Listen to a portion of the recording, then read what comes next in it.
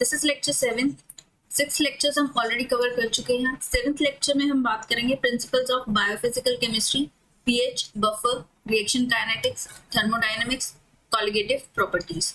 Right, so पहले हम water के बारे में बात करेंगे। अगर आपने लेक्चर 1 देखा है उसमें हमने केमिकल बॉन्ड्स के रिगार्डिंग डिस्कस कर चुके हैं। राइट, मैंने बोला था हम बायोमोलिक्यूल्स के रिगार्डिंग पढ़ेंगे तो हम वाटर को जरूर पढ़ेंगे। Right, it is so important. हमें पता क्या होना चाहिए, वाटर इज आपको मॉलिक्यूल पता है H2O, इसका मॉलिक्यूलर फॉर्मूला पोलर मॉलिक्यूल है। Right, positive and negative charge on the basis of its structure. Right, हमने ऑलरेडी देखा हुआ था, इलेक्ट्रॉन्स के बारे में हम डिस्कस कर चुके हैं यूनिट 1 में। हम इसमें इसकी ज्योमेट्री देखेंगे। बेसिकली H2O की क्या फिजिकल प्रॉपर्टीज है, क्या केमिकल प्रॉपर्टीज है। राइट, क्वेश्चंस कहाँ से आ सकते हैं। राइट, डायरेक्टली इस टॉपिक से क्वेश्चंस नहीं आ सकते, बट जो इसमें बेसिक है पीएच के रिगार्डिंग और इक्विलिब्रियम कांस्टेंट और ion product of water, questions यहाँ से आते हैं। राइट, न्यूमेरिकल प्रॉब्लम ज्यादा आते हैं, उससे पहले हमें थोड़ा बेसिक पता होना चाहिए। राइट, वाटर के फिजिकल और केमिकल प्रॉपर्टीज अगर देखें तो वाटर का स्ट्रक्चर, राइट, ऑक्सीजन, हाइड्रोजन, जिसकी वजह से पोलैरिटी, पोलर मॉलिक्यूल है। Right, water possess bent molecular structure. Bent structure क्यों होता है? बिकॉज ऑक्सीजन के पास लोन पेयर्स होते हैं और लोन पेयर्स रिपेल करते हैं एक दूसरे को, इसलिए जो नॉर्मल टेट्राहेड्रल हाइब्रिडाइजेशन होता है, राइट, उसका जो बॉन्ड एंगल होता है 109.5 डिग्री होता है, बट लोन पेयर की रिपल्शन की वजह से बॉन्ड एंगल कितना हुआ 104.5 डिग्री। राइट, और bond length in terms of O और H का बॉन्ड का जो डिस्टेंस है वो है 0.958 एंगस्ट्रॉम। राइट, सिंपली याद रख लेना, बिकॉज मैंने सेट का एग्जाम देखा था, उसमें क्वेश्चन पूछा जाता है। अगर थोड़ा सा टफ बनाएंगे तो वैल्यूज दे देंगे। राइट, जो दो लोन पेयर्स होते हैं ऑक्सीजन पे, जिसकी वजह से बॉन्ड एंगल कंप्रेस हो जाता है। राइट, और जो आइडियल टेट्राहेड्रल एंगल होता है वो 109.5 डिग्री होता है, बट वाटर के केस में 104.5 डिग्री। राइट, कंप्रेस हो गया है due to lone pairs of oxygen. Basically इनमें इलेक्ट्रोनेगेटिविटी भी हमने फर्स्ट लेक्चर में पढ़ा था। राइट, ऑक्सीजन और हाइड्रोजन के बीच में जो इलेक्ट्रोनेगेटिविटी का डिफरेंस है वो स्ट्रॉन्ग है, जिसकी वजह से जो OH बॉन्ड्स है वो स्ट्रॉन्गली पोलर है, जिसकी वजह से राइट ये पोलैरिटी आई थी because of the difference in electronegativity. Asymmetric geometry that gives a water a net dipole moment 1.85 इसका डायपोल मोमेंट होता है। ये जो अनइक्वल है इलेक्ट्रोनेगेटिविटी के डिफरेंस की वजह से डायपोल मोमेंट क्रिएट हुआ है। डायपोल आपको पता है, डायपोल जिसमें पॉजिटिव और नेगेटिव दो चार्जेस आ जाते हैं, दैट क्रिएट्स अ डायपोल। हम ये ऑलरेडी यूनिट 1 के फर्स्ट लेक्चर में बात कर चुके हैं। राइट, अगर आपने नहीं देखा है तो वो लेक्चर आप देख सकते हो। इंपॉर्टेंट क्या है, hybridisation sp3। Right, shape bent और वी शेप इसको बोल सकता है। Bond angle 104.5 degree. Right, polarity हमें पता है इसकी, पोलर मॉलिक्यूल है। बेसिकली हाइड्रोजन बॉन्डिंग इंपॉर्टेंट है। राइट, हाइड्रोजन बॉन्डिंग हमें पता है, लेक्चर 1 में ऑलरेडी बात कर चुके हैं, एक बार वो देख लेते हैं। It is an electrostatic attraction between a electronegative atom. Right, हमने एक निमोनिक से भी याद किया था फोन करके। इलेक्ट्रोनेगेटिव, हाईली इलेक्ट्रोनेगेटिव कौन सा होता है? फ्लोरीन होता है, उसके बाद oxygen, then nitrogen. Right, hydrogen acceptor होता है और दूसरा बॉन्ड किसके साथ? इलेक्ट्रोनेगेटिव एटम्स, या तो ऑक्सीजन या नाइट्रोजन या फ्लोरीन के साथ। राइट, जो हाइड्रोजन एटम होता है वो कोवेलेंटली बॉन्ड करता है उस इलेक्ट्रोनेगेटिव एटम को, तो इसको हम नॉर्मली हाइड्रोजन बॉन्ड बोलता है। सिंपली नॉर्मली बेसिक डेफिनेशन है, सबको पता है। एक चीज और याद रखना, bond energy. Hydrogen bond basically weaker होते हैं कोवेलेंट OH बॉन्ड से। O और H बॉन्ड, ये कौन सा बॉन्ड है? कोवेलेंट बॉन्ड है। और जो हाइड्रोजन बॉन्ड होता है that is weaker in comparison to this bond. Right, coordination number होता है बेसिकली एक मॉलिक्यूल में कितने average number of hydrogen bonds form हो सकते हैं। आइस के अंदर हर एक वाटर एटम एक रिजिड टेट्राहेड्रल क्रिस्टल लैटिस बनाता है with 4 hydrogen bonds, right. Ice के अंदर हमें 4 हाइड्रोजन बॉन्ड्स देखने को मिलते हैं लैटिस के अंदर, और लिक्विड वाटर में एट रूम टेम्परेचर आपको पता है 25 डिग्री सेल्सियस होता है, राइट। हर एक molecules around 3.4 hydrogen bonds form करता है, राइट। ये फैक्चुअल चीज है, right. Direct statement based questions आ सकते हैं। एनोमली और थर्मल प्रॉपर्टीज, राइट। कुछ चीजें आपको सिर्फ याद रखनी है अगर आपको बिल्कुल बेसिक से पढ़ना है, राइट। CSIR में बिल्कुल बेसिक से नहीं आता है, क्वेश्चंस कहाँ से आता है मैं वो चीज आपको इस वीडियो के थ्रू बता रही हूँ। Thermal properties, that is specific heat capacity कितनी होती है वाटर की, that is high. Specific heat capacity, basically हम इसको स्पेसिफिक हीट भी बोल देते हैं। It is the amount of heat energy which is required to raise the temperature by 1 unit of a mass by 1 degree Celsius, right। इसमें confusion नहीं होना है, right। direct definition based questions आ सकते हैं। amount of heat energy required to raise the temperature of 1 unit of mass of substance, कितना, bye 1 degree Celsius. कितनी heat energy चाहिए होगी उस सब्सटेंस को टेम्परेचर रेज करना, कितना, सिर्फ 1 डिग्री सेल्सियस, उसको स्पेसिफिक हीट बोलते हैं। और वाटर की हाई होती है, राइट। इसकी वजह से वो थर्मल बफर की तरह एक्ट करता है for biological organisms. High heat of vaporisation, right. याद रखना, water also has a high heat of vaporisation. Evaporative cooling आपने पढ़ा होगा, स्वेटिंग और ट्रांसपिरेशन।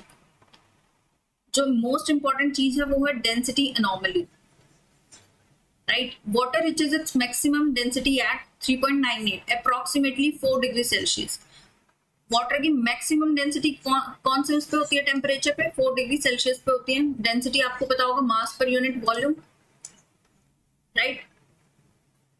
अगर इस टेम्परेचर से बिलो होगा तो वाटर एक्सपैंड कर जाएगा, उसके जो हाइड्रोजन बॉन्ड्स है वो अलाइन कर जाएंगे into an open hexagonal lattice, जैसे आइस में होता है, जिसकी वजह से आइस थोड़ा सा लेस डेंस होता है रादर देन लिक्विड वाटर। तो आइस की डेंसिटी अराउंड 0.9, पूरी 1 ग्राम पर सेंटीमीटर क्यूब नहीं होती है, याद रखना, कम होती है। सॉल्वेंट प्रॉपर्टीज और non covalent forces, basically dielectric constant के ऊपर direct question. Dielectric constant आपको पता होगा, Coulomb's law, force acting on charges, right. जो डाई इलेक्ट्रिक कांस्टेंट होता है, इट इज अ कांस्टेंट जो मेजर करता है कि कितना सब्सटेंस इंसुलेट या रिड्यूस कर सकता है इलेक्ट्रिक फील्ड्स को, राइट। कितना बेसिकली चार्ज पास करवा सकता है या न्यूट्रलाइज कर सकता है। तो फॉर्मूला ये पता होगा कूलम्ब्स लॉ का आपको, राइट। आपको ये चीज याद रखनी है कि एयर का डाइलेक्ट्रिक कांस्टेंट 1 होता है और वाटर का 80। इसका मतलब है water weakens the electric force और द फील्ड बाय 80 टाइम्स। 80 गुना ज्यादा वो इलेक्ट्रिक फील्ड को वीक करता है in comparison to air, right. जिसकी वजह से हाई डाई इलेक्ट्रिक कांस्टेंट की वजह से वाटर को हम यूनिवर्सल सॉल्वेंट बोलते हैं। आपने हर जगह पढ़ा होगा कि water is a universal solvent. उसका जो बेसिक रीजन है वो है high dielectric constant. Hydrophobic effect आपको पता है, water molecule is a polar molecule, right. Hydrophobic, phobic, hydro. इसके अंदर जो नॉन पोलर सॉल्यूट्स होते हैं वो hydrogen bond network of water को डिस्टर्ब करता है। सिंपली अगर आपने देखा होगा, पानी है, पानी में आप कोई भी नॉन पोलर सॉल्वेंट डालते हो या सोल्यूट डालते हो, सपोज ऑयल डाला, आपने देखा होगा जो वाटर मॉलिक्यूल है इसके अराउंड एक केज बना लेता है, राइट। उस केज लाइक स्ट्रक्चर को क्लैथरेट्स बोलते हैं, राइट। इसको हम यूनिट 2 में भी डिस्कस करेंगे। मिशेल फॉर्मेशन में भी हम देखेंगे, राइट। और ये this is the main driving force behind protein folding में भी हम देखेंगे, मेम्ब्रेन लिपिड बाइलेयर फॉर्मेशन में भी हम देखेंगे, और न्यूक्लिक एसिड बेस स्टैकिंग में भी हमने देखा होगा कि hydrophobic interactions, right. Hydrophobic effect, non polar solutes क्या करते हैं, डिस्टर्ब करते हैं hydrogen bonded network of water, जो सिंपली हमने अभी डिस्कस किया था, ऑयल के around water cage like structure बना देता है जिसको क्लैथरेट बोलता है, राइट। फिर हम quantitative concept of pH and ionisation, ये इंपॉर्टेंट है, क्वेश्चंस यहीं से आते हैं। बेसिकली वाटर क्या करता है, spontaneously it undergoes self ionisation, water molecule एक दूसरे से रिएक्ट करता है to produce electric charges. Water like liquid state में गिव राइज टू हाइड्रोनियम और H plus OH negative, right. जब ऑटो आयनाइजेशन होता है वाटर का, ऑटो मीन्स सेल्फ, आयनाइजेशन मतलब आयंस में टूटना, स्प्लिट होना, H प्लस और OH माइनस, H पॉजिटिव या OH नेगेटिव, H प्लस बोले या फिर हाइड्रोनियम आयन बोले, right. Hydronium ion positive charge होता है और एसिडिक इन नेचर। अगर ये इक्वेशन हमें पता है, हमने डिस्कस कर लिया कि water molecules self ionisation, right, H plus और OH नेगेटिव प्रोडक्ट्स हो जाता है। बेसिकली वाटर स्प्लिट कर गया H प्लस और OH माइनस में, राइट। फिर जो इक्विलिब्रियम कांस्टेंट एक्सप्रेशन आया वो है KEQ, राइट। क्वेश्चंस इसी पे आते हैं।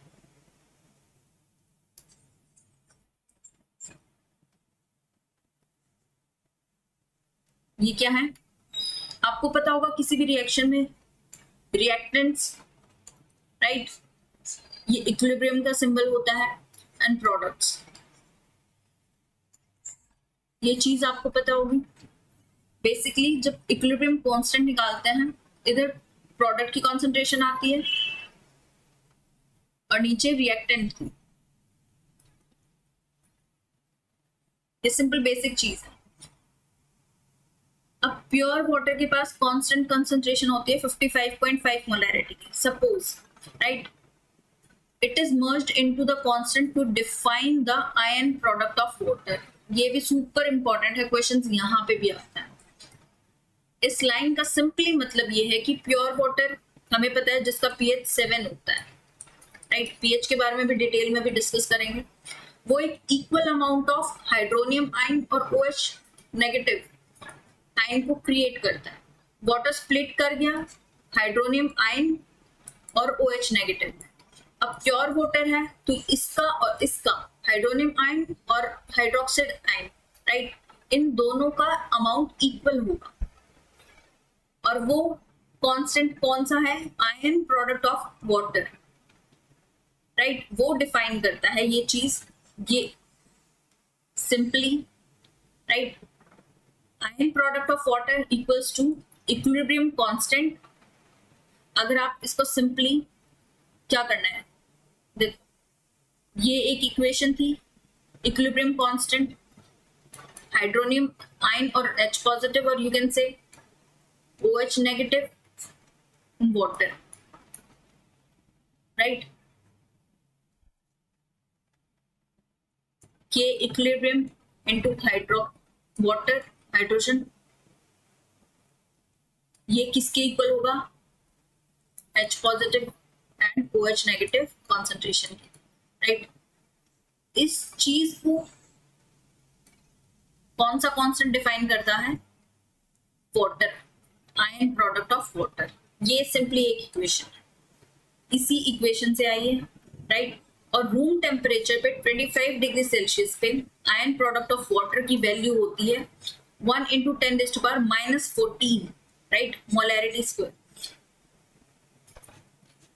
याद रखना ये चीज। और सिंपली अगर इसको लिखें, hydronium ion equals to hydroxyl ion which is equal to 1 × 10⁻⁻7, right.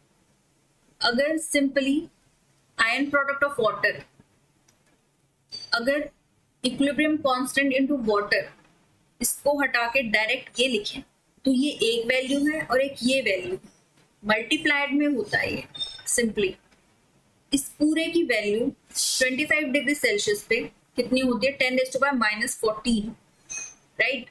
और प्योर वाटर है, अभी हमने बात किया इक्वल अमाउंट ऑफ हाइड्रोनियम और हाइड्रोक्सिल आयन क्रिएट करता है, तो 10⁻⁻14 स्प्लिट इनटू 2, 10⁻⁻7 एंड 10⁻⁻7, राइट। इसलिए हाइड्रोक्सिल और हाइड्रोनियम आयन की सेम कॉन्सेंट्रेशन होती है। अब हम लॉगरिथमिक पीएच स्केल पे बात करें, याद रखना अगर स्मॉल चेंज इन पीएच होता है that means large change in hydronium ion और H+ ion. Log scale basically pH निकालने के लिए डायरेक्ट फॉर्मूला है, राइट। अगर हम हाइड्रोनियम आयन लॉग निकालते हैं दैट इज पीएच, POH है दैट मीन्स हाइड्रोक्सिल आयन लिए, राइट। ये सिंपली याद रखना इक्विलिब्रियम कांस्टेंट इक्वल्स होगा पीएच प्लस POH, वैल्यू कितनी होगी 14। बेसिकली इसी इक्वेशन से डिराइव किया है, ये सुपर इंपॉर्टेंट है। Temperature dependence, water auto ionisation तो होता है, तो वो कौन सा है, एंडोथर्मिक रिएक्शन होता है, राइट। जैसे जैसे टेम्परेचर इंक्रीज होगा इक्विलिब्रियम कांस्टेंट भी इंक्रीज हो जाएगा। किसी फिजियोलॉजिकल बॉडी टेम्परेचर जैसे कि 37 डिग्री सेल्सियस पे जो इक्विलिब्रियम कांस्टेंट होता है वो अराउंड 2.4 इंटू 10⁻⁻14 होता है, जो शिफ्ट कर जाता है न्यूट्रल पीएच को 6.81, राइट। न्यूट्रल पीएच कितना होता है 7 होता है, राइट। 37 डिग्री सेल्सियस पे इक्विलिब्रियम कांस्टेंट 2.4 इंटू 10⁻⁻14 होता है, जिसकी वजह से पीएच शिफ्ट हुआ है 7 to 6.81, राइट। हालांकि सॉल्यूशन न्यूट्रल रहेगा, क्यों, क्योंकि जो कंसंट्रेशन H+ की और OH नेगेटिव की सेम रहती है, ये चीज याद रखना है। प्रीवियस क्वेश्चन में डायरेक्ट पूछा गया था 37 डिग्री सेल्सियस पे, राइट, ये चीज ध्यान दें।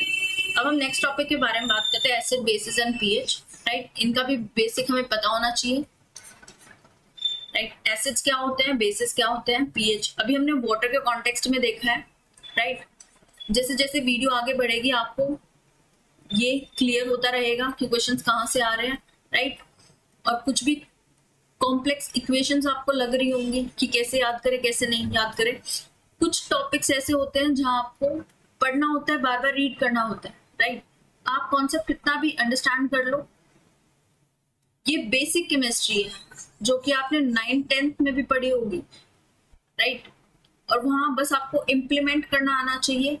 पेपर में कैसे क्वेश्चंस आएंगे तो मैं ये बेसिक इंफॉर्मेशन कैसे इम्प्लीमेंट करूंगा या करूंगी, this is the only thing you need to know. Acids वो होते हैं जो H+ को डोनेट करते हैं, राइट, H+ डोनर, जिसकी वजह से हाइड्रोनियम आयन की कॉन्सेंट्रेशन सॉल्यूशन में बढ़ जाती है, राइट। बेसिस बेसिसली एक्सेप्ट करते हैं H+ या इंक्रीज करते हैं hydroxyl ion in a solution. Simple pH क्या हो सकता है, it is a measure of hydrogen ion concentration. अभी हमने देखा था pH log 10 H+। Hydrogen ion की कॉन्सेंट्रेशन को मेजर करने के लिए पीएच स्केल का यूज होता है, राइट। जितने भी लाइफ प्रोसेसेस होते हैं वो हाईली पीएच डिपेंडेंट होते हैं, remember highly pH dependent, right. Direct questions भी आते हैं, राइट, पीएच स्केल पे क्वेश्चंस आते हैं। इवन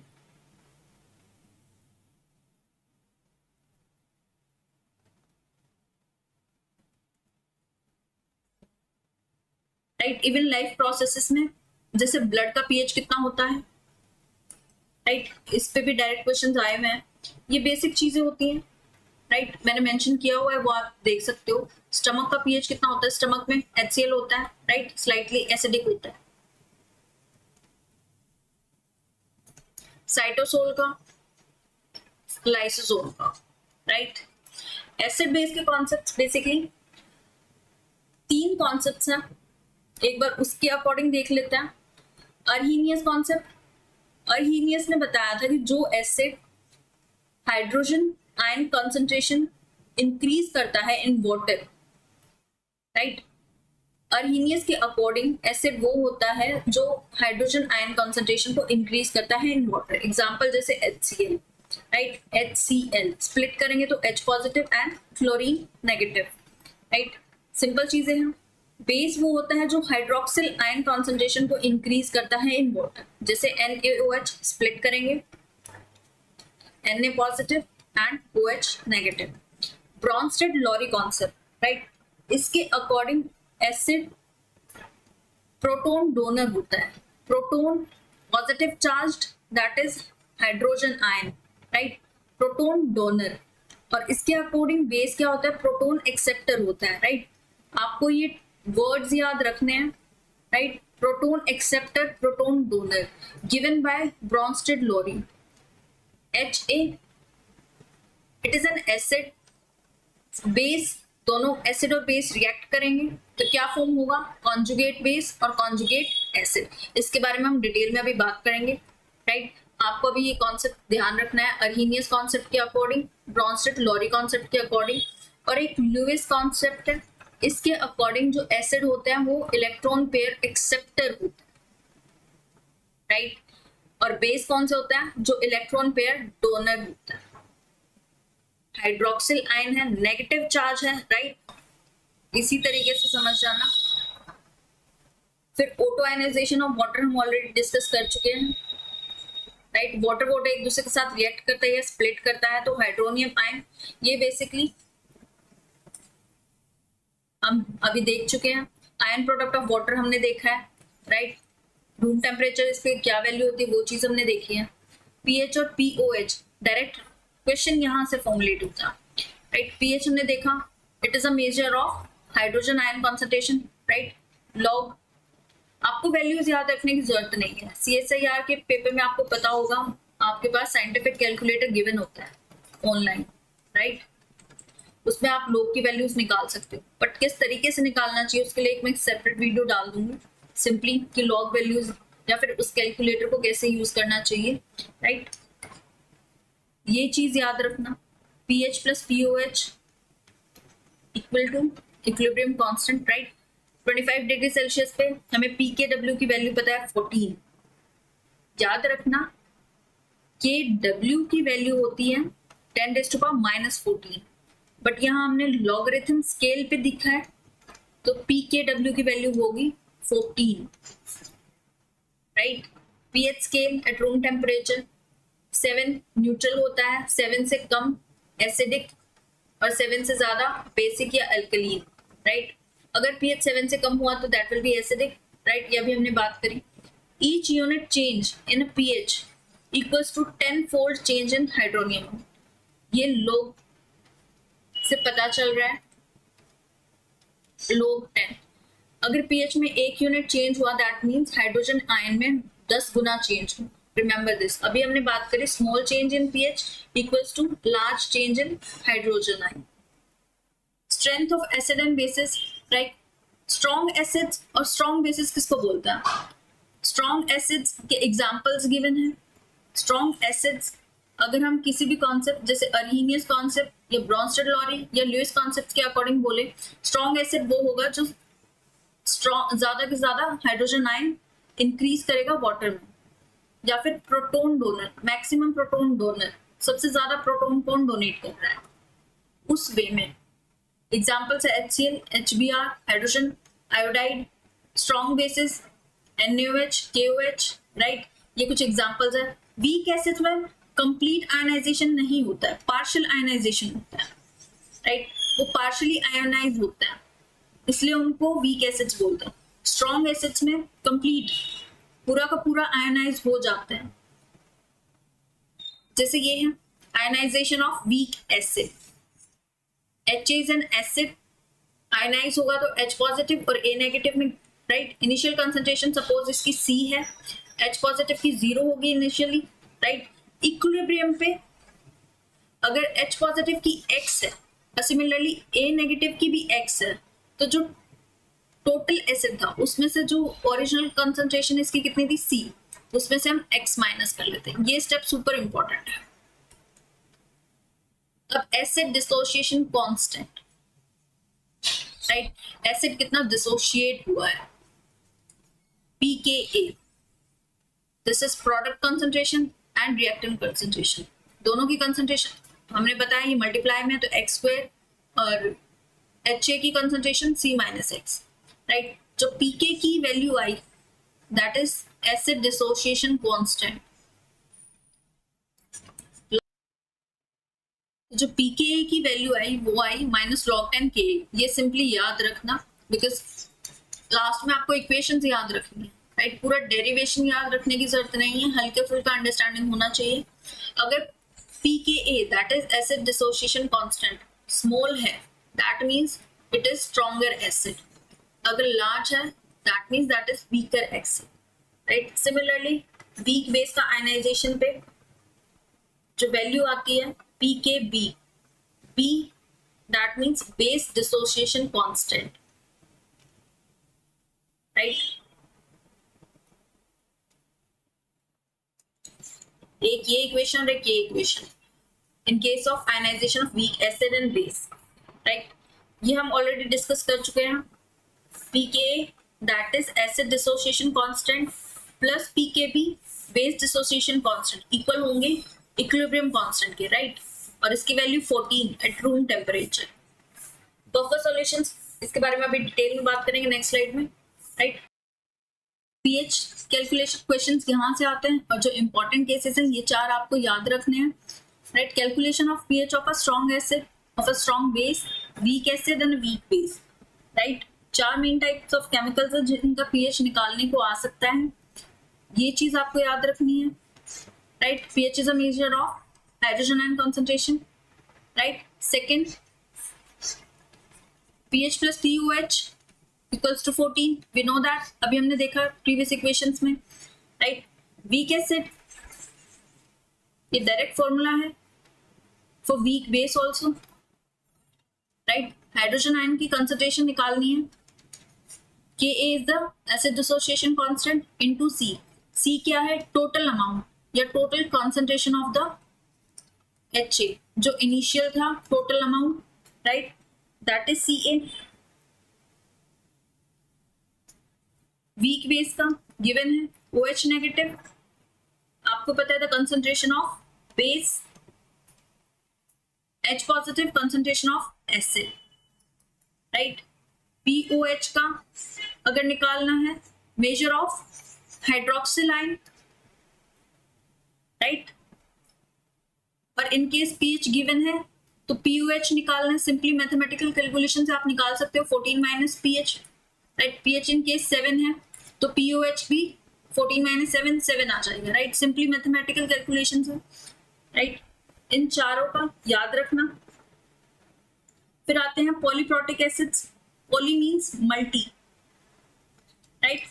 कुछ एसिड्स के पास एक से ज्यादा हाइड्रोजन आयन होता है to give away, right. Basically ionize करते हैं in steps with different Ka values, right. इनके कॉन्स्टेंट्स की वैल्यूज क्या होंगी, डिफरेंट होंगी। जैसे एक टिपिकल एग्जांपल है H2CO3 हाइड्रोजन कार्बोनेट आयनाइज होगा H positive plus HCO3 negative. जब इसका डिसोसिएशन कांस्टेंट देखा तो वो 4.3 into 10⁻⁷ था, राइट। फिर जो नेक्स्ट स्टेप होगा इसका H plus plus HCO3 2 minus, right. तो इसका जो डिसोसिएशन कांस्टेंट था वो 5.6 into 10⁻11 था। थर्ड स्टेप होगा, ऐसे स्टेप्स में हो रहा है आयनाइजेशन, वैल्यूज क्या है Ka की डिफरेंट है, राइट। स्टेप्स में याद रखना Ka1 जो पहला डिसोसिएशन कांस्टेंट है that will be the largest, then the second, then the third, right. First step easiest भी होगा, राइट। इसको बहुत लिटिल एफर्ट लगेंगे to give away the first particle, तो इसकी वजह से Ka1 लार्ज होगा, राइट। और it is much harder to pull away the second particle, तो Ka2 will be smaller, right. आपको ये चीज याद रखनी है। पॉली मीन्स मल्टी, आयनाइज करेगा इन स्टेप्स, Ka की वैल्यूज डिफरेंट होंगी। फर्स्ट वाला लार्ज होगा, कुछ वैल्यूज है रूम टेम्परेचर पे, आपको ये दो वैल्यूज याद रखनी है, राइट। सिंपली जो इक्वेशंस आए हैं, राइट, जो केमिकल साइंटिस्ट ने दिए हैं वो इक्वेशंस, उनके थ्रू हमें वैल्यूज का पता चला है।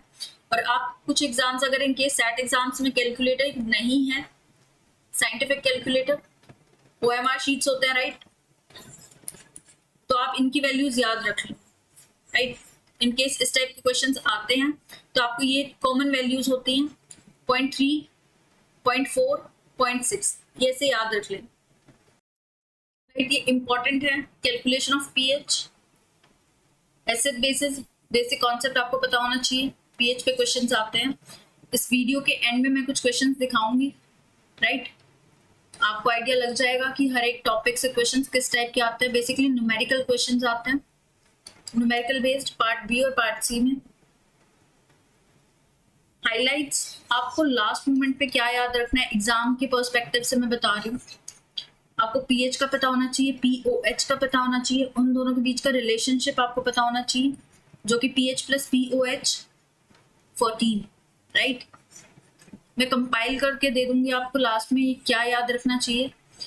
आपको कैलकुलेट करना आना चाहिए pH of a buffer using Henderson Hasselbalch equation. अभी नेक्स्ट हम बफर के बारे में बात करेंगे, तब इस इक्वेशन को कर लेंगे, राइट। डिग्री ऑफ आयनाइजेशन, अभी हमने आयनाइजेशन ऑफ वीक एसिड और बेस देखा, राइट। ये फॉर्मूलाज आपको पता होने चाहिए। आपको क्वेश्चंस में डिसोसिएशन कांस्टेंट गिवन होगा, इनिशियल कंसंट्रेशन आपको गिवन होगी। कंफ्यूजन आती है जब आपको इस इक्वेशंस का पता नहीं होता है, right. Identify strongest acid base from Ka, Pk, Kb values, right. Mnemonic ABC, acid क्या होता है, डोनेट करता है हाइड्रोजन आयन, राइट। बेस क्या करता है, एक्सेप्ट करता है। C, control pH of life, pH life processes में हाईली डिपेंडेंट होते हैं सारे लाइफ प्रोसेसेस पीएच पे, ये चीज याद रखना। और कुछ टिप्स, हमेशा जो कॉन्सेंट्रेशन होती है वो मोलैरिटी में होती है, right. Remember to take minus log not log, ये चीज, हाँ ये चीज याद रखना, माइनस गिवन है, राइट। डायरेक्ट लॉग नहीं निकालना, इनवर्स ऑफ लॉग, राइट। ये चीज याद रखना, इंपॉर्टेंट है। यूनिट्स और टेम्परेचर, रूम टेम्परेचर अज्यूम करके चलना 25 डिग्री सेल्सियस, राइट। कभी कभी केल्विन भी गिवन होती है, बट आपको याद रखना है हम 25 डिग्री सेल्सियस दे रखे हैं। केल्विन में कुछ और वैल्यूज होगी, रूम टेम्परेचर की वैल्यू नहीं होगी, तो उस चीज पे भी ध्यान देना है। और जो कॉमन टर्म्स हैं, टर्म्स में कंफ्यूजन मत होना। Ka क्या है, A लिखा है तो एसिड डिसोसिएशन कांस्टेंट है, Kb लिखा है तो बेस डिसोसिएशन कांस्टेंट है, राइट। और Pka निकालते हैं inverse log of acid dissociation constant, Pkb निकालते हैं तो inverse log of Kb।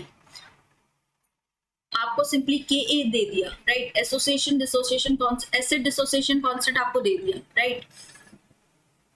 Pka की वैल्यू निकाल दी, सिंपली इसका इनवर्स लॉग, लॉग और इनवर्स लॉग कैसे निकालते हैं उसको अलग से एक वीडियो डाल दूंगी, right.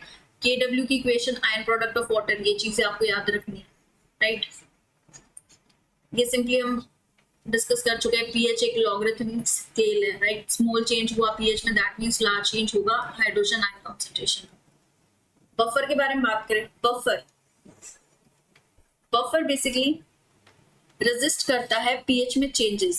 Simply buffer resist changes in pH. जब भी कोई स्मॉल अमाउंट ऑफ एसिड या बेस ऐड किया जाता है या फिर कोई सॉल्यूशन को डाइल्यूट किया जाता है, तो बफर उसका पीएच चेंज नहीं होने देता, वो रेजिस्ट करता है सिंपली, और एक नियरली कांस्टेंट पीएच मेंटेन रखता है।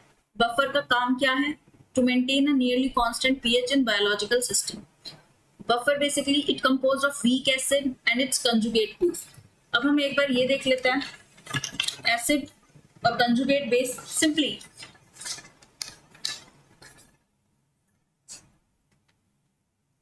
कंजुगेट बेस किसी एसिड का वो स्पीशीज है that is formed by the loss of proton. Simply acid H positive plus conjugate base, right? Conjugate base of an acid, it is a species formed by the loss of proton from this acid, right? Acid से proton loss हुआ तो conjugate base भी बना. Similarly conjugate acid होगा वो किससे बनेगा? Base से बनेगा by the gain of H positive. H positive gain करेंगे तो क्या बनेगा? Conjugate acid, right? ऐसे पेयर्स को सिंपली एग्जांपल लेते हैं. NH3 it is a base plus water ले लेते हैं.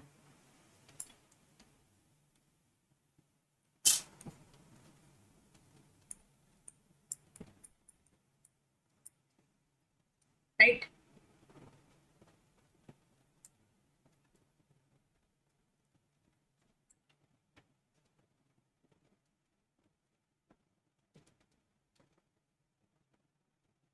ये एसिड दिया था, इसका ये कॉन्जुगेट बेस हुआ, कॉन्जुगेट बेस, राइट. अभी हमने बात किया एसिड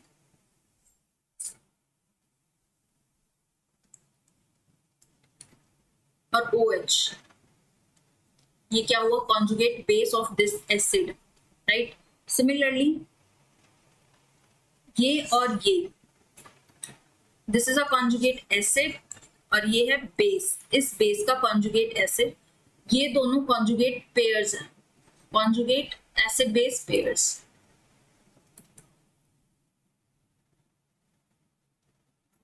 सिंपली आपको ये याद रखना है, conjugate base of an acid is a species, it is formed by loss of proton from this acid, right?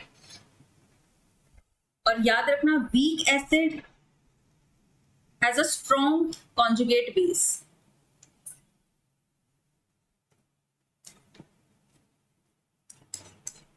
right? कुछ एग्जांपल्स हैं, बफर्स के एग्जांपल हैं ये. पहले टाइप्स देख लेते हैं बफर. बफर के टाइप्स, एसिडिक बफर, ऐसा बफर सॉल्यूशन जिसमें वीक एसिड होगा प्लस उसके salts. Basic buffer, weak base होगा प्लस उसके सॉल्ट्स होंगे, राइट. बफर वर्क कैसे करता है? जब भी कोई एसिड या H पॉजिटिव एसिडिक बफर जिसका pH वैल्यू भी 7 से कम होगा, राइट. एग्जाम्पल जैसे बोरिक एसिड होगा, बोरेक्स बोल सकते हैं. बेसिक बफर जिसमें pH वैल्यू 7 से ज्यादा होगा उसको बेसिक बफर बोल देते हैं, राइट. जब भी कोई एसिड एसिडिक बफर में ऐड किया, एसिड यानी हाइड्रोजन आयन कंसंट्रेशन, राइट, इसको हम एसिड भी बोलते हैं. The added H positive is consumed by A negative, so the pH changes very little. हल्का फुल्का pH चेंज होता है जब भी कोई एसिड को एसिडिक बफर में डालते हैं, राइट. एसिडिक बफर ऑलरेडी है वो जिसका pH वैल्यू 7 से कम है, उसमें और एसिड डाल देंगे तो pH तो चेंज होगा. जब भी कोई बेस है उसको एसिडिक बफर में डालते हैं तो वो न्यूट्रलाइज करता है, राइट, और pH कांस्टेंट होता है. ये बफर के स्टेप्स हैं. आपको क्या याद रखना, बफर क्या होता है, बफर के टाइप्स. ये एक बेस है, हम बेस बना रहे हैं, फाउंडेशन बना रहे हैं कि हमें क्वेश्चंस कहाँ से आएंगे. उसमें अगर एसिडिक बफर लिखा होगा तो हमें पता है कि एसिडिक बफर होता क्या है, राइट. क्वेश्चंस यहां से डायरेक्ट नहीं आने वाले, ये सिर्फ बेसिक चीजें हैं क्वेश्चंस को समझने के लिए. Anderson Hasselbalch equation, right. Basically ये इक्वेशन है, इंपॉर्टेंट हमारे लिए इक्वेशन है, इसकी डेरिवेशन इंपॉर्टेंट नहीं है, राइट. लाइफ साइंसेस में डेरिवेशन इंपॉर्टेंट नहीं होती हैं, क्वेश्चंस यहाँ से आएंगे. बस आपको बेसिक पता होना चाहिए कि आया कहाँ से है. ये एक सिंपली एक इक्वेशन है, राइट। HA सपोज एसिड है, right. H positive plus A negative ionize हुआ, Ka dissociation constant, acid dissociation constant, concentration of H positive and A negative by HA। ये हम ऑलरेडी इक्वेशन देख चुके हैं। अब हमें H पॉजिटिव की कंसंट्रेशन निकालनी है, तो ये एक सिंपल है, क्रॉस मल्टीप्लाई करेंगे तो ये आ जाएगा, राइट। दोनों तरफ अगर लॉग लेंगे, दैट इज इनवर्स लॉग लेंगे, यहाँ लॉग लगाया, यहाँ इनवर्स लॉग लगाया और यहाँ पे लगाया, तो हमारे पास ये इक्वेशन आती है। और ये किसने दी थी?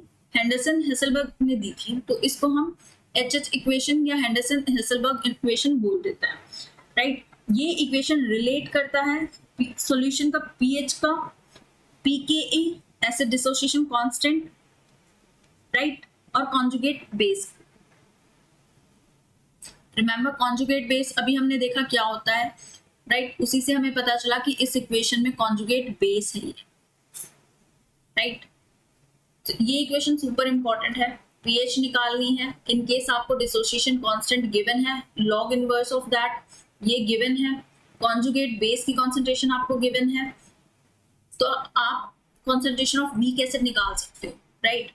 सिमिलरली पूरे इक्वेशन में अगर एक या दो या तीन की वैल्यूज गिवन है तो आप फोर्थ की वैल्यू इजीली निकाल सकते हो, राइट। इसमें बेसिकली चार ही वैल्यूज हैं, pH, एसिड डिसोसिएशन कांस्टेंट का inverse log, right, conjugate base की कॉन्सेंट्रेशन और वीक एसिड की कॉन्सेंट्रेशन।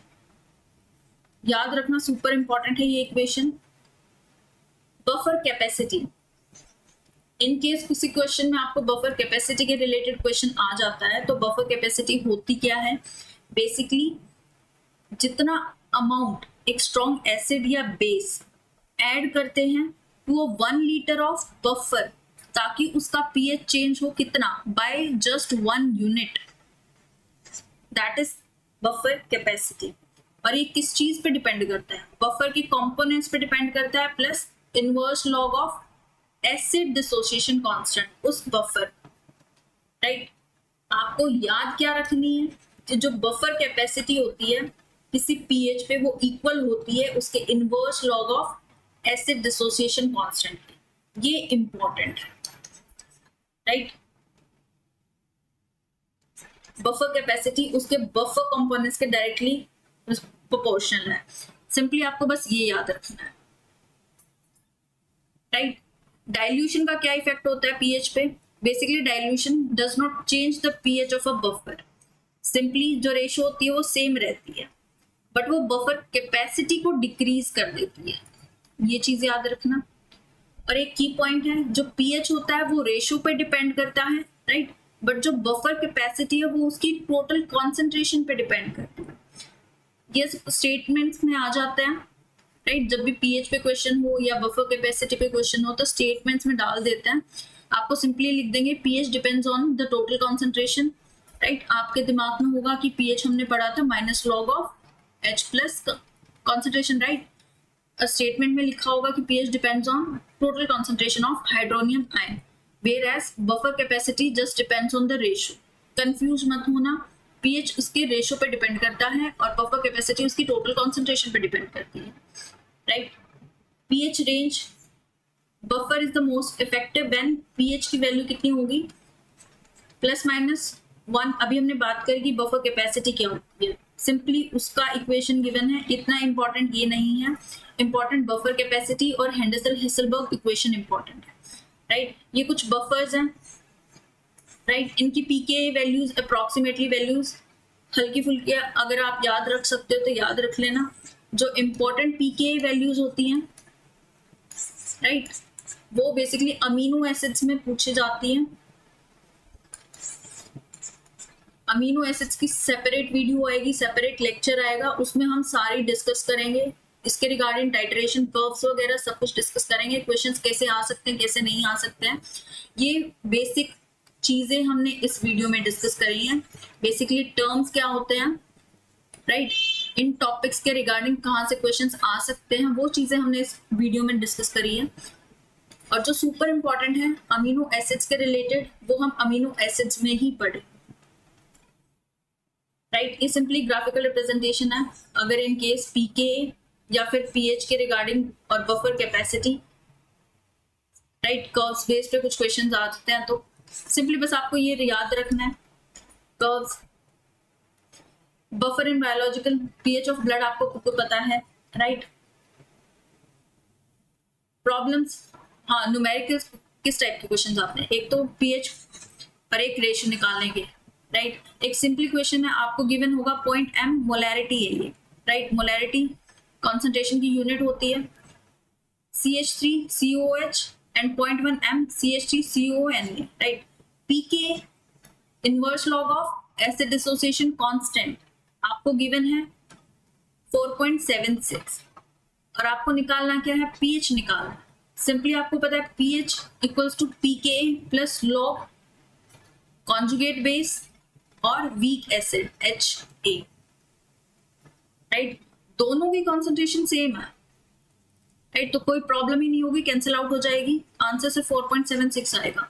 ये सिंपल इक्वेशन, पर ये सिंपल इक्वेशन आपको तब लगी जब आपको ये वाली इक्वेशन पता थी, राइट। तो आपको ये इक्वेशंस पता होनी चाहिए, प्लस जो टर्म्स गिवन है pKa 0.1 m। अगर कोई बिगिनर है, राइट, जिसको थोड़ा सा सिंपल केमिस्ट्री नहीं आती है, वो यूनिट्स पे और इन टर्म्स पे ध्यान रखना। रेशियो निकालना है for a buffer of pH 6 and pKa this. Simple equation आपको पता होनी चाहिए, वहीं से आपका आंसर आ जाएगा। लोग कैसे निकालने, वो एक सेपरेट वीडियो होगी, राइट। क्या फैक्टर्स हैं जो अफेक्ट करते हैं बफर कैपेसिटी पे, ये भी इंपॉर्टेंट है, सिंपली आप पढ़ लेना। क्वेश्चंस CSIR हो या डीबीटी में हेंडरसन हेसलबर्ग इक्वेशन पे क्वेश्चंस आते हैं, बफर कैपेसिटी पे क्वेश्चंस आ सकते हैं, राइट। पीएच कैलकुलेशन ये इंपॉर्टेंट है, पीके का कॉन्सेप्ट आपको पता होना चाहिए, राइट। बफर्स का क्या रोल है, सिंपली ये चीज आपको कॉन्सेप्ट पे फोकस भी करना चाहिए, प्लस डेरिवेशंस अभी हमने देखा है, हेंडरसन हेसलबर्ग इक्वेशन हमें देखी है, राइट। उससे पहले हमने पीकेए एसिड डिसोसिएशन हमने देखा, सिंपली हमने ऑटो आयनाइजेशन से स्टार्ट किया था H2, राइट। वो पढ़ते पढ़ते हमने Ka भी देखा, KEQ भी, दैट इक्विलिब्रियम कांस्टेंट, इवन हमने आयन प्रोडक्ट ऑफ वाटर भी हमने देखा। ये आपको पता होनी चाहिए, प्लस जो न्यूमेरिकल्स आते हैं, राइट, इक्वेशन बेस्ड जो न्यूमेरिकल्स आते हैं वो आपको पता होनी चाहिए। जैसे ये एग्जांपल्स हैं, रेशियो निकालना है of a conjugate base to weak acid required to prepare a buffer solution pH 7.4 using a weak acid with a pK 6.8।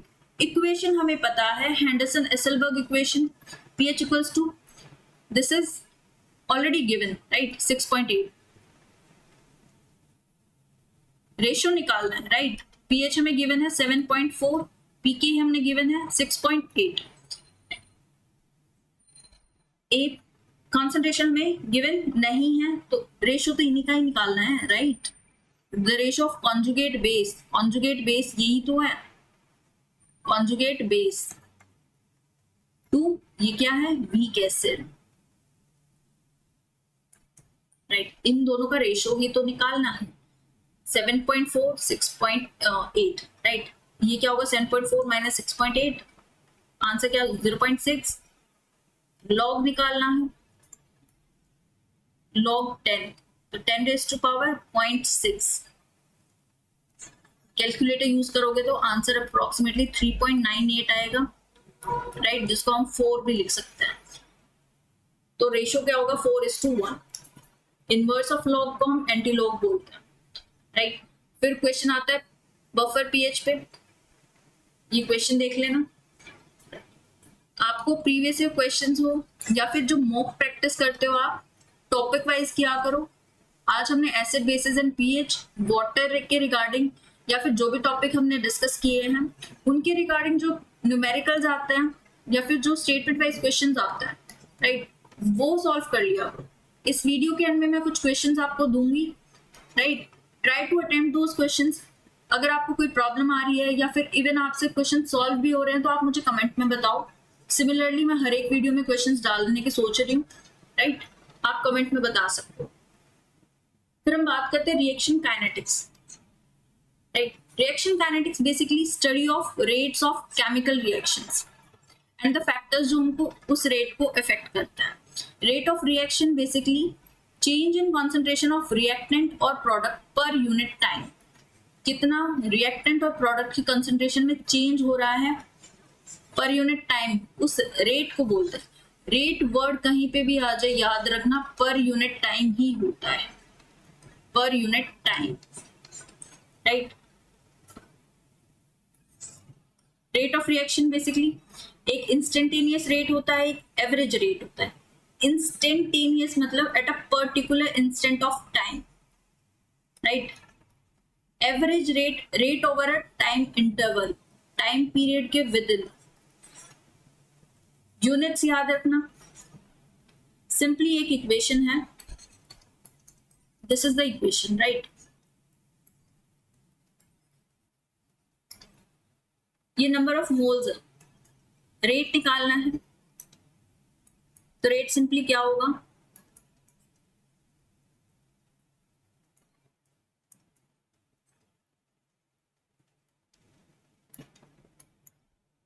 Similarly B का निकालना है तो ये।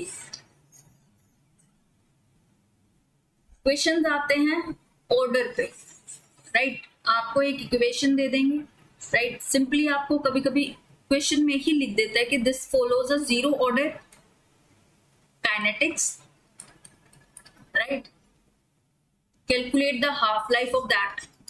हाफ लाइफ पे तो सुपर इंपॉर्टेंट क्वेश्चंस आ ही जाते हैं, रेडियो एक्टिविटी में भी क्वेश्चंस आते हैं। प्लस जो रिएक्शन काइनेटिक्स हैं इंपॉर्टेंट कब है, जब हम एंजाइम काइनेटिक्स पढ़ते हैं। जितने भी केमिकल काइनेटिक्स होते हैं क्वेश्चंस यहां से आते हैं। सिंपली रेट लॉज आपको पता होनी चाहिए, सिंपली इक्वेशंस हैं जो आपको पता होनी चाहिए। ऑर्डर ऑफ रिएक्शन क्या होता है, basically sum of the powers to which the reactant concentration are raised. अभी ये जो रिएक्टेंट्स है, ये इक्वेशन थी, ये रिएक्टेंट्स है, right? They reacted and form the products. तो इसका रेट क्या हुआ, इसका रेट हुआ के कांस्टेंट ए, इसके पावर में m, that is order with respect to a into b n। n क्या हुआ, order with respect to b, right? Order निकालना होता है। ऑर्डर बेसिकली एक्सपेरिमेंटली डिटरमाइन किया जाता है, जीरो भी हो सकता है, फ्रैक्शनल भी हो सकता है, इंटीग्रल भी और नेगेटिव भी हो सकता है, राइट? याद रखना जो मॉलिक्यूलैरिटी है ये मॉलिक्यूलैरिटी है, और जो ऑर्डर है m और n ये सेम नहीं है। ऑर्डर ओवर ऑल रिएक्शंस का निकाला जाता है। Pseudo first order reaction, pseudo means false. जब भी कोई रिएक्टेंट एक्सेस में है तो उसकी कॉन्सेंट्रेशन कांस्टेंट रहेगी, रिएक्शन बिहेव करता है as an first order, right?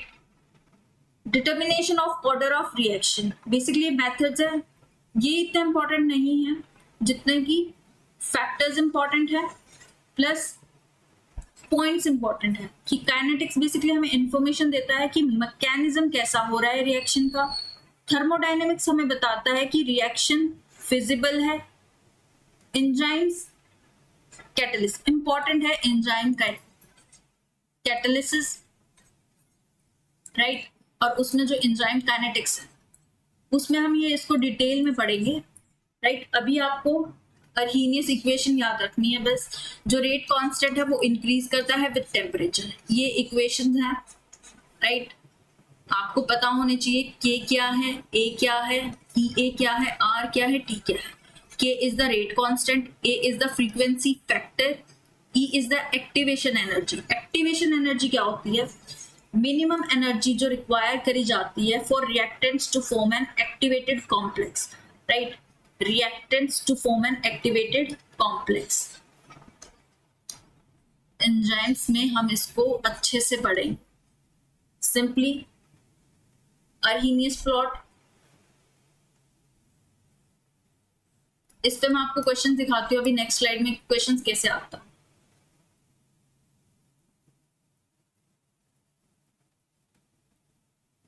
जैसे इसमें क्वेश्चंस मैंने गिवन वाटर एसिड बेसिस पे क्वेश्चंस किस टाइप के आते हैं, राइट. आप वीडियो को पॉज करके देख लेना, सॉल्व करके देख लेना, ये आंसर्स भी गिवन है इस साइड, राइट. बाकी के विदाउट आंसर्स आप ट्राई करना, राइट. आंसर्स मैं इन सब के टेलीग्राम पे डाल दूंगी. रिएक्शन काइनेटिक्स, CSIR में क्वेश्चंस. अर्हीनियस इक्वेशन, अर्हीनियस इक्वेशन आपको पता है, a plot of ln logarithm k versus this. तो ये स्लोप और इंटरसेप्ट, ये डायरेक्ट क्वेश्चन है. अगर आपने अर्हीनियस इक्वेशन देखी है तो आपको पता है कि स्लोप क्या है और इंटरसेप्ट क्या है.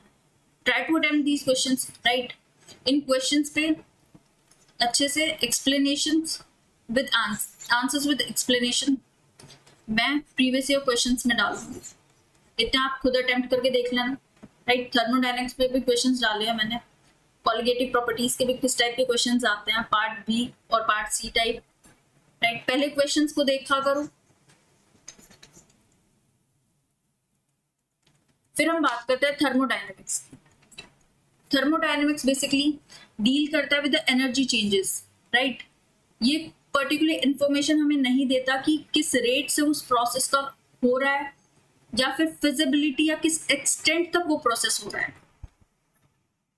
मेन जो थर्मोडायनेमिक्स में इंपॉर्टेंट है वो है लॉज ऑफ थर्मोडायनेमिक्स. सिंपली कुछ टर्म्स हैं थर्मोडायनेमिक्स में, सिस्टम, सराउंडिंग्स, यूनिवर्स और types of systems, right. Open system क्या होता है, क्लोज सिस्टम क्या होता है, आइसोलेटेड सिस्टम क्या होता है. ओपन है दैट मीन्स एक्सचेंज हो रहा होगा एनर्जी और मैटर दोनों का, right. Energy and matter. Closed, exchange of energy but not matter. अगर सिस्टम क्लोज्ड है तो सिर्फ एनर्जी एक्सचेंज हो रही होगी, मैटर एक्सचेंज नहीं हो रहा होगा, right. Isolated system, exchange of neither energy nor matter. State function एक टर्म है, right. State function basically properties हैं जो डिपेंड करती हैं सिर्फ इनिशियल और फाइनल स्टेट पे, पाथ पे डिपेंड नहीं करते हैं, राइट. इंपॉर्टेंट इसलिए है बिकॉज जो हीट है और जो वर्क है वो स्टेट फंक्शंस नहीं है, because they our path dependent, not on initial and final state. Initial और फाइनल स्टेट पे सिर्फ डिपेंड नहीं करते हैं, पाथ पे डिपेंड करते हैं, right. First law of thermodynamics important है. आपने पढ़ा होगा कि energy can neither be created not be destroyed, only converted from one form to another. ये इक्वेशन है, सुपर इंपॉर्टेंट है. Delta U that is change in internal energy, right. आप जब भी पढ़ रहे हो, इक्वेशन देख रहे हो, स्टेट फंक्शंस कौन से हैं ये चीजें भी ध्यान दिया हो, right. Internal energy is a state function. Q is a heat absorbed by that system. Positive होगी अगर एब्जॉर्ब की होगी तो. W is a work done on the system. Positive if done on the system. अगर system पे on किया जा रहा है तो that work is positive, right. Work done, pressure per unit volume, ये सिंपली फिजिक्स में आपने पढ़ा होगा ये फॉर्मूला, राइट. ये इतना इंपॉर्टेंट नहीं है, बस याद रखना ये वाली equation delta U that is Q plus W, heat plus work done. दूसरी चीज पूछ लेते हैं एट द कांस्टेंट वॉल्यूम. अगर वॉल्यूम कांस्टेंट है यानी कि change in volume, remember change in volume, change होता है final minus initial, right. Constant है that means work done is also zero. जो डेल्टा यू होगी that is change in internal energy, वो इक्वल होगी हीट के, राइट. व्हेन QV मतलब heat at a constant volume, right. Constant pressure होगा तो जो चेंज इन इंटरनल एनर्जी है, heat, right, at constant pressure, वो इक्वल होगी वर्क के भी। रिमेंबर वॉल्यूम कांस्टेंट थी इसलिए वर्क जीरो था, यहाँ प्रेशर है, प्रेशर कांस्टेंट है तो वर्क जीरो नहीं होगा। रिमेंबर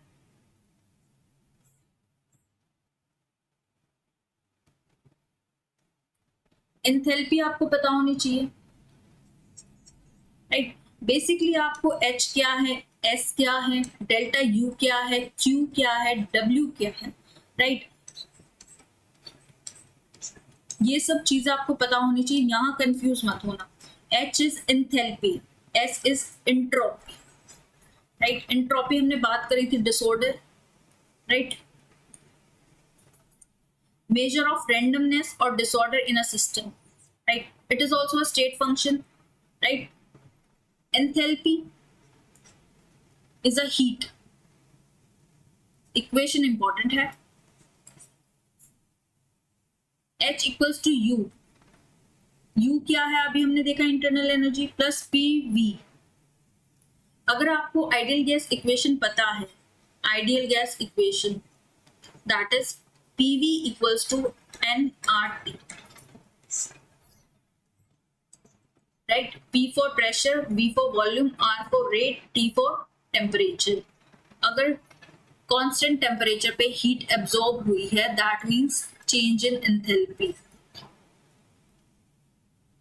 Importance क्या है? Importance ये है, बहुत सारे बायोलॉजिकल प्रोसेसेस में जो कांस्टेंट प्रेशर पे अकर कर रहे हैं वहां delta H change in enthalpy अगर जीरो से कम है दैट मींस हीट रिलीज हुई है, दैट मींस वो प्रोसेस एक्सोथर्मिक है। और in case change in enthalpy zero से ज्यादा है दैट मींस हीट एब्जॉर्ब हुई है, वो प्रोसेस एंडोथर्मिक प्रोसेस, राइट। ये चीजें इंपॉर्टेंट है। सेकेंड लॉ ऑफ थर्मोडायनेमिक्स, जो टोटल एंट्रोपी है किसी आइसोलेटेड सिस्टम की वो हमेशा इंक्रीज होगी इन अ स्पॉन्टेनियस प्रोसेस। याद रखना, ऑलवेज इंक्रीज, क्या, एंट्रोपी, राइट। एंट्रोपी हमने देखा measure of randomness and disorder, ये इंपॉर्टेंट है। स्पॉन्टेनिटी पे क्वेश्चंस बहुत बार आए हैं, राइट। एंट्रोपी चेंजेस, अगर change in entropy is greater than zero that means disorder increase हुआ है, रैंडमनेस इंक्रीज हुई है, प्रोसेस क्या हुआ, स्पॉन्टेनियस हुआ। अगर चेंज इन एंट्रोपी जीरो से कम है दैट मींस डिसऑर्डर कम हुआ, रैंडमनेस कम हुआ, तो प्रोसेस नॉन स्पॉन्टेनियस हुआ, राइट। अगर इक्वल्स टू जीरो है that means the process is reversible और at the equilibrium position. Gibbs free energy super important है बिकॉज न्यूमेरिकल्स बहुत देखे गए हैं डीबीटी में स्पेसिफिकली, राइट। इक्वेशन याद रखना, G is what, Gibbs free energy, energy का कॉन्सेप्ट जो कि गिब्स ने दिया था, इक्वल्स टू H, H हमने बात करी है हीट या enthalpy, S is what, entropy, और T क्या है, absolute temperature, absolute temperature that too in Kelvin, ठीक है। एट कांस्टेंट टेम्परेचर या प्रेशर पे गिब्स फ्री एनर्जी जीरो से कम that means the spontaneity, spontaneous process है। ये चीज सुपर इंपॉर्टेंट है, right. When it comes to Gibbs free energy, enthalpy या entropy,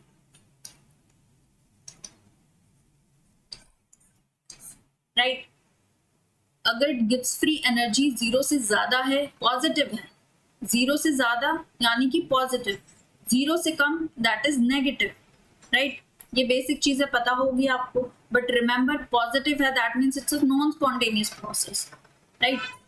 Gibbs free energy basically maximum useful work which is obtained from a system, किसी constant temperature पे और pressure पे कितना यूजफुल वर्क हुआ है, दैट टू मैक्सिमम, वो Gibbs free energy बताता है। ये सिग्निफिकेंस है। क्या रिलेशनशिप है गिब्स फ्री का और equilibrium constant, right. This is important even the implications is super important, right. Spontaneity पे बार बार बोल रही हूँ, क्वेश्चंस आते हैं। अगर equilibrium constant is greater than 1, right, that means Gibbs free energy is less, that is negative, that means spontaneous process, right? Equation याद रखनी, plus graph, super important, right? Equilibrium constant if equals to 1, that means Gibbs free energy, that is change in Gibbs free energy, right? वो 0 के equal होगा, that means it is in equilibrium position. On the other side, अगर equilibrium constant 1 से कम है, that is negative है, तो Gibbs free energy will be positive और process क्या होगा, non spontaneous, right. Inverse relation होता है गिब्स फ्री एनर्जी और इक्विलिब्रियम कांस्टेंट। रेट की वैल्यू याद रखना 8.314, राइट, जूल पर मोल, जूल पर केल्विन पर मोल, जूल में याद रखना है। Temperature dependence of Gibbs free energy, अगर change in enthalpy is negative और change in entropy is positive, तो हर एक टेम्परेचर पे स्पॉन्टेनियस प्रोसेस होगा, राइट। वाई एक्सिस पे गिब्स फ्री एनर्जी या change in Gibbs free energy, right, और टी पे वाई एक्सिस, एक्स एक्सिस पे temperature, right. Graph super important है, चारों ग्राफ्स देख लेना, राइट। 4 टाइप्स बोले या 4 मेन ग्राफ जिसपे क्वेश्चंस डायरेक्टली पूछे जा सकते, बस आपको वैल्यू क्या होगी, कहीं पॉजिटिव गिवन होगी, कहीं 0 गिवन होगी, ये चीज ध्यान रखना।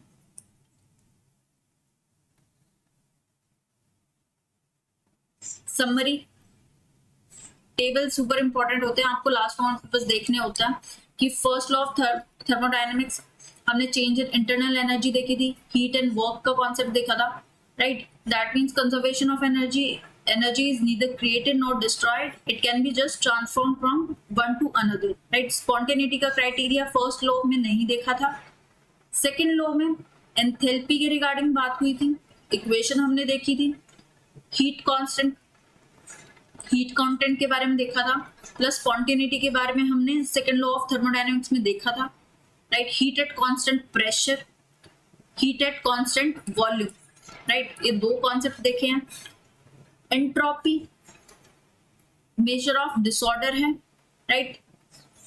Universally change in entropy is greater than 0, हमेशा इंक्रीज होती है, ऑलवेज इंक्रीजेस, याद रखना है। Entropy Gibbs free energy super important है, बेसिकली कितनी एनर्जी यूजफुल है, मैक्सिमम यूजफुल एनर्जी और maximum useful work done by a system, right. Equation, right, delta G equals to H minus T delta S, right. Spontaneity याद रखना, spontaneous, non spontaneous process और equilibrium position, right. Equilibrium constant और Gibbs free energy के relation plus graphs, right. हर student की अलग understanding होती है, तो अपनी अंडरस्टैंडिंग के बेसिस पे आप ये चीजें याद रखना। प्लस कुछ इंपॉर्टेंस है इन बायोलॉजिकल सिस्टम, जैसे कि एटीपी हाइड्रोलिसिस में हमें गिब्स फ्री एनर्जी कितनी होती है रिक्वायर्ड, -30.5 किलो जूल पर मोल। स्पॉन्टेनियस प्रोसेस होता है, राइट, पर नेगेटिव होती है, राइट। अब हम बात करते हैं कॉलिगेटिव प्रॉपर्टीज की। इंपॉर्टेंट है इसलिए बिकॉज ये प्रॉपर्टीज किसी डाइल्यूट सॉल्यूशन की होती है जो डिपेंड करती है सिर्फ और सिर्फ only on the number of solute particles, concentration पर डिपेंड करती है, ना कि उस सॉल्यूट के नेचर पे, not on the nature. The properties of a dilute solution depending only on the number of solute particles, that is only on the concentration, not on the nature, right। Key points अभी हमने देखा, depend on concentration, number of particles पे, right, independent of nature, right? They are important in biological and chemical systems. Yes, they are useful for determining molar mass of solutes also. Unit 1 में हमने discuss किया था, mall concept भी discuss किया था, molar mass, molecular mass, वो सारे unit 1 में, लेक्चर 1 में हमने डिस्कस किया था, राइट? टाइप्स इंपॉर्टेंट है, टोटल 4 टाइप्स की कॉलिगेटिव प्रॉपर्टीज होती हैं. Relative lowering of vapour pressure, elevation of boiling point and depression of freezing point, and the fourth is osmotic pressure, right? ये प्रॉपर्टीज कब अराइज होती हैं या अराइज ही क्यों होती हैं? These properties arise why? Because जो solute particles है वो interfere करते हैं with the escaping tendency of the solvent molecules. Solute plus solvent, right? Relative lowering of vapor pressure, it is one of the colligative property. Colligative property means it will depend on number of particles, right? Not the kind of substance. Relative lowering, relative से आपको पता चल रहा होगा कि comparison के form में बात कर रहे हैं. जब भी हम किसी लिक्विड को किसी क्लोज्ड कंटेनर में छोड़ते हैं तो कुछ मॉलिक्यूल्स होते हैं सरफेस पे ब्रेक कर जाते हैं और टर्न इनटू गैस. इधर दे वेपराइज और दे इवेपोरेट, राइट? ये जो गैस मॉलिक्यूल्स होते हैं जो बाउंस करते हैं around and press against the container walls, right? ये जो पुशिंग फोर्स होती है वो एक प्रेशर क्रिएट करती है, उसको वेपर प्रेशर बोलते हैं, right? And according to Raoult's ने ये लो दिया था for a solution of non-volatile solute. Solute क्या होगा? Non-volatile, right? वो evaporate नहीं करेगा. In a volatile solvent, solvent volatile था, right?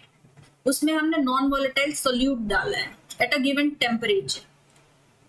उसका जो vapor pressure होगा relatively वो ये है. PA not is a vapor pressure of a pure solvent without the addition of solute. PA vapor pressure of solvent in a solution and PB is a vapor pressure of a solute जो कि non volatile solute था, right? Relative lowering of a vapor pressure इस equation से पता चल रहा है. XB क्या है? मोल फ्रैक्शन ऑफ दैट solute. आपने लेक्चर 1 देखा होगा तो मोल कॉन्सेप्ट हमने वहां डिस्कस कर लिया है, right? Mole fraction of a solute, right? Number of moles of solute and solvent, solution का है. NB is a moles of solute, right? Simple math है ये राउल्ट्स लॉ का, राइट? इस साइंटिस्ट ने एक सिंपल फॉर्मूला यूज किया था to measure this drop, right?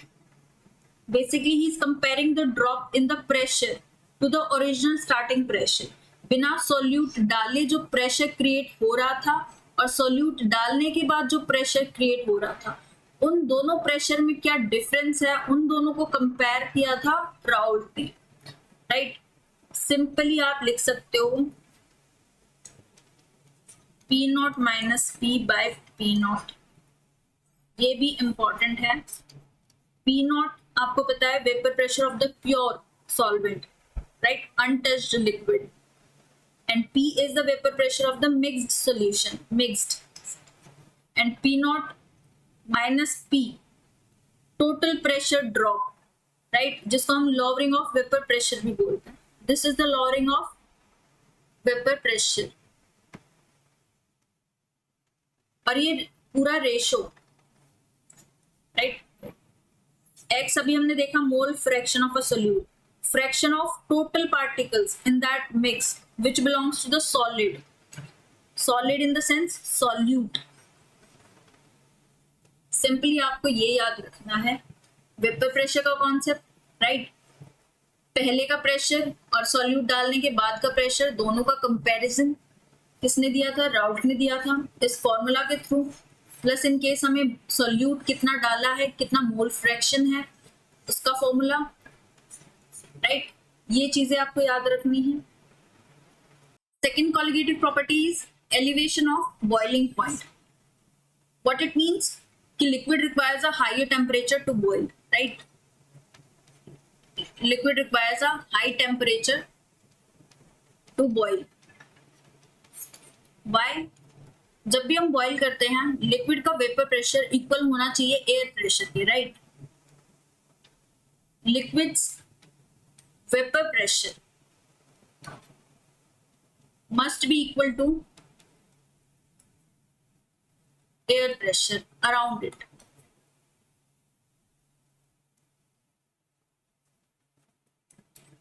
Right? Because the solute, the lower the vapor pressure, जो property 1 हमने डिस्कस करी थी उसमें जो नॉन वोलेटाइल सोल्यूट था उसने वेपर प्रेशर सॉल्वेंट का कम किया था, राइट? अभी हमें एटमॉस्फेरिक प्रेशर को अटेन करने के लिए टेम्परेचर को रेज करना पड़ेगा. सिंपली अगर हम वाटर को बॉईल करते हैं उसमें in case pinch of salt डाल देते हैं तो वो 100 डिग्री सेल्सियस की उसको रिक्वायरमेंट नहीं होगी, वो इमीडिएटली 102 डिग्री सेल्सियस यानी कि यूजुअल टेम्परेचर से ज्यादा उसको रिक्वायर होगी टू बॉईल, राइट? सिंपली आपको ये याद रखना है. It is one of the colligative properties, right? Next colligative property is depression of freezing point. पहले वेपर प्रेशर देखा हमने, राइट? प्रेशर लोअर हुआ by non volatile solute, then हमने बॉईल करने के लिए बॉइलिंग पॉइंट को एलिवेट किया, right? Next is depression of freezing point. What it means, liquid को कोल्ड टेम्परेचर की रिक्वायरमेंट होती है to freeze into solid, right? Solute की प्रेजेंस से फ्रीजिंग पॉइंट सॉल्वेंट का कम हुआ है, राइट? अब हमें चाहिए cold temperature to freeze, right? Freeze करने के लिए जो लिक्विड मॉलिक्यूल्स हैं they have to line up into a organized crystal, right? Solid particles को फिजिकली ट्रैप होना पड़ता है, इस वे में पैटर्न्स को डिस्टर्ब करना पड़ता है, अपने आप को हार्ड करना पड़ता है to solidify, right? Water is a liquid, right? उसको आइस में क्रिस्टल फॉर्म में होने के लिए कोल्ड टेम्परेचर की रिक्वायरमेंट होती है फ्रीज होने के लिए, right? Similarly real life example क्या होगा? अगर आपने देखा होगा विंटर में आइसी रोड्स होते हैं उस पे हम सॉल्ट डालते हैं. सॉल्ट क्यों डालते हैं? बेसिकली सॉल्ट क्या करता है, आइस को डिसॉल्व हो जाता है, salt dissolve into ice, right? जिसकी वजह से वाटर का फ्रीजिंग पॉइंट कम हो जाता है, राइट? मे बी पहले फ्रीजिंग पॉइंट कितना होता है वाटर का 0 डिग्री सेल्सियस, उससे भी कम -10 डिग्री सेल्सियस हो सकता है, जिसकी वजह से रोड आइस मेल्ट नहीं होती है, right? Simple real life application होता है ये. Depression of freezing point graph देख लेना, सुपर इंपॉर्टेंट हो जाते हैं when it comes to solute and solvent. Vapour pressure किसमें किसका ज्यादा है with respect to temperature, right? Next is osmotic pressure. Osmotic pressure what it means, water क्या करता है, नेचुरली फ्लो करता है across a barrier to a dilute a concentrated mixture. वो क्रिएट करता है फिजिकल पुशिंग फोर्स, राइट? या simply minimum pressure जो अप्लाई करना चाहिए किसी सॉल्यूशन पे ताकि प्रिवेंट कर सके flow of solvent through a semi permeable membrane, उसको हम ऑस्मोटिक प्रेशर बोलते हैं. Simply flow of solvent from a high osmotic pressure. ये फॉर्मूला याद रख लेना, osmotic pressure equals to ICRT. I क्या होता है, वेंट हॉफ फैक्टर होता है, right? C is the molar concentration, R is the gas constant. अभी हमने जो कांस्टेंट की बात करी थी पहले 8.214 समथिंग इन जूल्स में बात करी थी, that is gas constant. Absolute temperature in kelvin, right? Real world example अगर ऑस्मोटिक प्रेशर के रिगार्डिंग देखें, प्योर वाटर में अगर हम रिंकल्ड रेजिन डालते हैं, किशमिश, right? water get into resin, right, to dilute its internal sugars. फिर क्या होता है, रेजिन क्या होता है, स्वेल कर जाता है. किसका एप्लीकेशन है वो, ऑस्मोटिक प्रेशर का एप्लीकेशन है. सिंपली आपको क्या याद रखना है, 4 कॉलिगेटिव प्रॉपर्टीज हैं, right. Vapour pressure, boiling point, freezing point and osmotic pressure, right. What happens when you add solute, जब भी हम सॉल्यूट को ऐड करते हैं तो वेपर प्रेशर डिक्रीज होता है, बॉइलिंग पॉइंट इंक्रीज होता है, freezing point decreases and osmotic pressure also increases, right. It is the effect when you add solute. Questions यहीं से आता है. Simply reason पूछ लेते हैं, why the vapor pressure decreases when a solute is added. Why? Because surface is blocked. Surface block हो जाता है by the solute particles. Surface blocked by solute particles. और boiling point जो एक्स्ट्रा हीट रिक्वायर होती है to overcome that pressure, right. Extra heat requirement to overcome pressure drop, जो pressure drop हुआ है उसको ओवरकम करने के लिए हमें एक्स्ट्रा हीट की जरूरत होती है, right.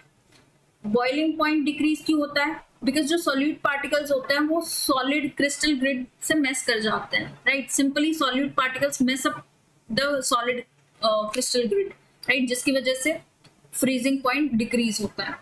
Osmotic pressure, water exert करता है force, right, rushing into dilute the solute. Simply है वाटर एक्सर्ट्स फोर्स,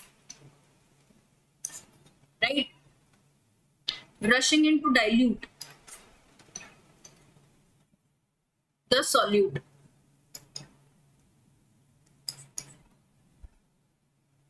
याद रखना है इफेक्ट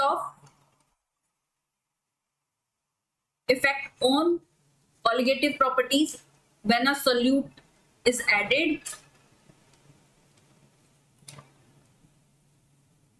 प्लस देयर रीजंस. ये चीज आपको पता होनी चाहिए. वॉन्ट ऑफ फैक्टर क्या होता है, basically it is a ratio of observed colligative property to the calculative assuming number dissociation.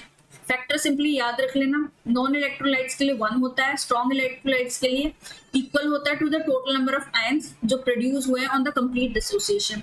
Weak electrolytes के लिए सिंपली, राइट. एग्जांपल्स देख लेना.